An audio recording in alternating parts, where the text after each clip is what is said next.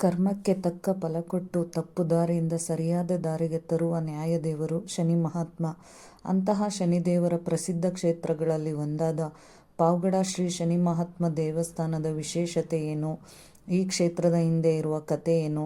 ಇಲ್ಲಿ ಶನಿದೇವರ ಜೊತೆಗೆ ಶೀತಲಾ ದೇವಿಗೆ ಏಕೆ ಇಷ್ಟು ವಿಶೇಷ ಸ್ಥಾನ? ಬನ್ನಿ ಇವತ್ತಿನ ಟೆಂಪಲ್ ಟಾಕ್ಸ್ನಲ್ಲಿ ನೋಡೋಣ. ನಮಸ್ಕಾರ. ಟೆಂಪಲ್ ಟಾಕ್ಸ್ಗೆ ನಿಮ್ಮೆಲ್ಲರಿಗೂ ಹೃತ್ಪೂರ್ವಕ ಸ್ವಾಗತ. ಇಂದು ನಾವು ಕರ್ನಾಟಕದ ತುಮಕೂರು ಜಿಲ್ಲೆಯ ಪಾವಗಡದಲ್ಲಿರುವ ಪ್ರಸಿದ್ಧ ಶ್ರೀ ಶನಿ ಮಹಾತ್ಮ ದೇವಸ್ಥಾನದ ಬಗ್ಗೆ ತಿಳಿದುಕೊಳ್ಳೋಣ. ಪಾವಗಡ ಅಂದರೆ ತನ್ನ ಐತಿಹಾಸಿಕ ಕೋಟೆ ಮತ್ತು ಧಾರ್ಮಿಕ ಕ್ಷೇತ್ರಗಳಿಂದ ತುಂಬ ಪ್ರಸಿದ್ಧವಾದ ಜಾಗ. ಪಾವಗಡ ಬೆಟ್ಟದ ತಪ್ಪಲಿನಲ್ಲೇ ಶನಿ ಮಹಾತ್ಮ ದೇವಸ್ಥಾನವಿದೆ. ವಿಶೇಷವಾಗಿ ಶನಿವಾರಗಳು ಮತ್ತು ಶ್ರಾವಣ ಮಾಸದಲ್ಲಿ ತುಂಬ ಭಕ್ತರು ಬರುತ್ತಾರೆ. ಪಾವಗಡ ಶನಿ ಮಹಾತ್ಮ ಕ್ಷೇತ್ರದ ವಿಶೇಷತೆ ಏನೆಂದರೆ, ನಮ್ಮ ಹಿಂದೂ ಧಾರ್ಮಿಕ ಪರಂಪರೆಯಲ್ಲಿ ಶನಿದೇವರನ್ನು ನವಗ್ರಹಗಳಲ್ಲಿ ಒಬ್ಬರಾಗಿ ಪೂಜಿಸುತ್ತಾರೆ. ಶನಿದೇವರನ್ನು ಸಾಮಾನ್ಯವಾಗಿ ಕಪ್ಪು ವರ್ಣ, ಕಾಗೆ ವಾಹನ ಮತ್ತು ಕೈಯಲ್ಲಿ ದಂಡ ಇರುವ ರೂಪದಲ್ಲಿ ಚಿತ್ರಿಸುತ್ತಾರೆ. ಆದರೆ ಶನಿದೇವರ ಆರಾಧನೆಯ ಮೂಲ ಅರ್ಥವನ್ನು ಕೇವಲ ಭಯವೆಂದು ನೋಡಬಾರದು. ಶನಿ ಎಂದರೆ ನ್ಯಾಯ, ಶಿಸ್ತು ಮತ್ತು ಕರ್ಮಫಲದ ಸಂಕೇತ. ನಾವು ಮಾಡಿದ ಒಳ್ಳೆಯ ಕೆಲಸಕ್ಕೆ ಒಳ್ಳೆಯ ಫಲ, ತಪ್ಪು ಕೆಲಸಕ್ಕೆ ಅದರ ಪರಿಣಾಮ. ಈ ಕರ್ಮದ ನಿಯಮವನ್ನು ನೆನಪಿಸುವ ದೇವರು ಶನಿ ಮಹಾತ್ಮ ಅಂತ ಭಕ್ತರಿಗೆ ನಂಬಿಕೆ. ಶನಿದೇವರನ್ನು ಏಕೆ ಪೂಜಿಸುತ್ತೇವೆ? ನಮ್ಮ ಜೀವನದಲ್ಲಿ ಕೆಲವೊಮ್ಮೆ ಎಷ್ಟೇ ಪ್ರಯತ್ನ ಮಾಡಿದರೂ ಸಮಸ್ಯೆಗಳು ಬರುತ್ತವೆ. ವ್ಯವಹಾರದಲ್ಲಿ ಅಡಚಣೆ, ಉದ್ಯೋಗದಲ್ಲಿ ತೊಂದರೆ, ಕುಟುಂಬದಲ್ಲಿ ಸಮಸ್ಯೆ, ಮನಸ್ಸಿನಲ್ಲಿ ಅಶಾಂತಿ, ಹಾಗೂ ನಾವು ದೇವರ ಮೊರೆ ಹೋಗುತ್ತೇವೆ. ಶನಿದೇವರ ಆರಾಧನೆಯಲ್ಲೂ ಒಂದು ಒಳಗಿನ ಸಂದೇಶ ಇದೆ. ನನ್ನ ತಪ್ಪುಗಳನ್ನು ನಾನು ಅರಿತುಕೊಳ್ಳಬೇಕು, ನನ್ನ ಜೀವನವನ್ನು ಶಿಸ್ತಿನಿಂದ ನಡೆಸಬೇಕು, ನಾನು ಯಾರಿಗೂ ಅನ್ಯಾಯ ಮಾಡಬಾರದು, ನನ್ನ ಕರ್ಮದ ಜವಾಬ್ದಾರಿಯನ್ನು ನಾನು ಸ್ವೀಕರಿಸುತ್ತೇನೆ. ಈ ರೀತಿಯ ಆತ್ಮ ಪರಿಶೀಲನೆಗೆ ಶನಿದೇವರ ಆರಾಧನೆ ನಮ್ಮನ್ನು ಪ್ರೇರೇಪಿಸುತ್ತದೆ. ಕಪ್ಪು ಎಳ್ಳನ್ನು ಶನಿದೇವರ ಪೂಜೆಯಲ್ಲಿ ಬಳಸುವ ಸಂಪ್ರದಾಯವಿದೆ. ಎಳ್ಳನ್ನು ಶುದ್ಧತೆ, ಶಾಂತಿ ಮತ್ತು ಕರ್ಮದ ನೆನಪಿನ ಸಂಕೇತವಾಗಿ ಭಕ್ತರು ಪರಿಗಣಿಸುತ್ತಾರೆ. ಶನಿದೇವರ ಮುಂದೆ ಎಳ್ಳೆಣ್ಣೆಯ ದೀಪ ಹಚ್ಚುವುದು ಬಹಳ ಪ್ರಾಚೀನವಾದ ಭಕ್ತಿಯ ಆಚರಣೆ ಎಂದು ಪರಿಗಣಿಸಲಾಗುತ್ತದೆ. ದೀಪ ಹಚ್ಚುವಾಗ ಭಕ್ತರು ತಮ್ಮ ಜೀವನದಲ್ಲಿರುವ ಅಶಾಂತಿ, ಅಡಚಣೆಗಳು ದೂರವಾಗಿ ಒಳ್ಳೆಯ ದಾರಿ ಮತ್ತು ಧೈರ್ಯ ದೊರೆಯಲಿ ಎಂದು ಪ್ರಾರ್ಥಿಸುತ್ತಾರೆ. ಶನಿವಾರದ ವಿಶೇಷತೆ ಎಂದರೆ, ಶನಿವಾರವನ್ನು ಶನಿದೇವರ ಆರಾಧನೆಗೆ ವಿಶೇಷ ದಿನವೆಂದು ಪರಿಗಣಿಸುತ್ತಾರೆ. ಅದರಲ್ಲೂ ಪಾವಗಡ ಶನಿ ಮಹಾತ್ಮ ಕ್ಷೇತ್ರದಲ್ಲಿ ಶನಿವಾರದಂದು ಭಕ್ತರ ಸಂಖ್ಯೆ ಹೆಚ್ಚಾಗಿರುತ್ತದೆ. ಶ್ರಾವಣ ಮಾಸದಲ್ಲೂ ಇಲ್ಲಿ ಹೆಚ್ಚಿನ ಭಕ್ತರು ಬರುತ್ತಾರೆ ಎಂದು ಕರ್ನಾಟಕ ಪ್ರವಾಸೋದ್ಯಮದ ಮಾಹಿತಿಯಲ್ಲಿ ಉಲ್ಲೇಖವಿದೆ. ಬೆಳಗ್ಗೆಯಿಂದಲೇ ಭಕ್ತರು ದೇವಸ್ಥಾನಕ್ಕೆ ಬಂದು ದೇವರ ದರ್ಶನ ಪಡೆದು ತಮ್ಮ ಶಕ್ತಿಗೆ ಅನುಗುಣವಾಗಿ ಪೂಜೆ ಮತ್ತು ಸೇವೆಗಳನ್ನು ಸಲ್ಲಿಸುತ್ತಾರೆ.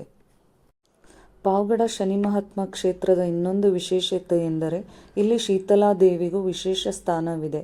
ಸ್ಥಳೀಯವಾಗಿ ಹೇಳುವ ಇತಿಹಾಸದ ಪ್ರಕಾರ, ಹಿಂದೆ ಈ ಪ್ರದೇಶದಲ್ಲಿ ಭೀಕರ ಬರಗಾಲ ಬಂದಾಗ ಜನರು ಸಿದ್ಧರು ಮತ್ತು ಮುನಿಗಳ ಮೊರೆ ಹೋಗಿದ್ದರು. ಆ ಸಮಯದಲ್ಲಿ ಶೀತಲಾ ದೇವಿಯ ಮಹಾಬೀಜಾಕ್ಷರ ಯಂತ್ರವನ್ನು ಪ್ರತಿಷ್ಠಾಪಿಸಿ ಆರಾಧನೆ ಮಾಡಿದರೆ ಮಳೆ ಬಂದು ಜನರ ಕಷ್ಟ ದೂರವಾಯಿತು ಎಂದು ಸ್ಥಳೀಯ ಪರಂಪರೆ ಇದೆ. ಆದ್ದರಿಂದ ಶೀತಲಾ ದೇವಿಯನ್ನು ಈ ಪ್ರದೇಶದ ರಕ್ಷಕ ದೇವಿಯಾಗಿ ಭಕ್ತರು ನೋಡುತ್ತಾರೆ. ನಂತರ ಶೀತಲಾ ದೇವಿಯ ಸನ್ನಿಧಿಯ ಜೊತೆಗೆ ಶನಿದೇವರ ಆರಾಧನೆಯು ಪ್ರಸಿದ್ಧಿಗೆ ಬಂದು ಈ ಕ್ಷೇತ್ರವು ಶ್ರೀ ಶನಿ ಮಹಾತ್ಮ ದೇವಸ್ಥಾನವೆಂದು ಹೆಚ್ಚು ಪ್ರಸಿದ್ಧಿಯಾಯಿತೆಂದು ಸ್ಥಳೀಯವಾಗಿ ಹೇಳಲಾಗುತ್ತದೆ. ಶನೇಶ್ವರ ಸ್ವಾಮಿಯ ಆರಾಧನೆಯಿಂದ ನಾವು 5 ವಿಷಯಗಳನ್ನು ಕಲಿಯಬಹುದು. ಮೊದಲನೆಯದು ಪ್ರಾಮಾಣಿಕತೆ. ಯಾವ ಪರಿಸ್ಥಿತಿಯಲ್ಲೂ ಸತ್ಯದ ದಾರಿಯನ್ನು ಬಿಡಬಾರದು. ಎರಡನೆಯದು ಶಿಸ್ತು. ನಮ್ಮ ಕರ್ತವ್ಯವನ್ನು ಸಮಯಕ್ಕೆ ಸರಿಯಾಗಿ ಮಾಡಬೇಕು. ಮೂರನೆಯದು ಜವಾಬ್ದಾರಿ. ನಮ್ಮ ತಪ್ಪಿಗೆ ಮತ್ತೊಬ್ಬರನ್ನು ದೂಷಿಸಬಾರದು. ನಾಲ್ಕನೆಯದು ಸಹನೆ. ಕಷ್ಟ ಬಂದ ತಕ್ಷಣ ಕುಗ್ಗಬಾರದು. ಐದನೆಯದು ಕರ್ಮ. ನಾವು ಮಾಡುವ ಪ್ರತಿಯೊಂದು ಕೆಲಸಕ್ಕೂ ಪರಿಣಾಮವಿದೆ ಎಂಬುದನ್ನು ನೆನಪಿನಲ್ಲಿಟ್ಟುಕೊಳ್ಳಬೇಕು. ಪಾವಗಡ ಶನಿ ಮಹಾತ್ಮ ಕ್ಷೇತ್ರ ನಮಗೆ ಕೊಡುವ ದೊಡ್ಡ ಸಂದೇಶವೆಂದರೆ, ಕರ್ಮದಿಂದ ಯಾರೂ ತಪ್ಪಿಸಿಕೊಳ್ಳಲು ಸಾಧ್ಯವಿಲ್ಲ. ಆದರೆ ನಮ್ಮ ಕರ್ಮವನ್ನು ಬದಲಾಯಿಸುವ ಶಕ್ತಿ ನಮ್ಮಲ್ಲಿದೆ. ಇಂದು ನಾವು ತಪ್ಪು ಮಾಡುತ್ತಿದ್ದರೆ ನಾಳೆಯಿಂದ ಅದನ್ನು ನಿಲ್ಲಿಸಬಹುದು. ಇಂದು ಯಾರನ್ನಾದರೂ ನೋಯಿಸಿದ್ದರೆ ನಾಳೆ ಅವರ ಬಳಿ ಕ್ಷಮೆ ಕೇಳಬಹುದು. ಇಂದು ನಾವು ಕೆಟ್ಟ ದಾರಿಯಲ್ಲಿದ್ದರೆ ನಾವು ಒಳ್ಳೆಯ ದಾರಿಯನ್ನು ಆಯ್ಕೆ ಮಾಡಬಹುದು.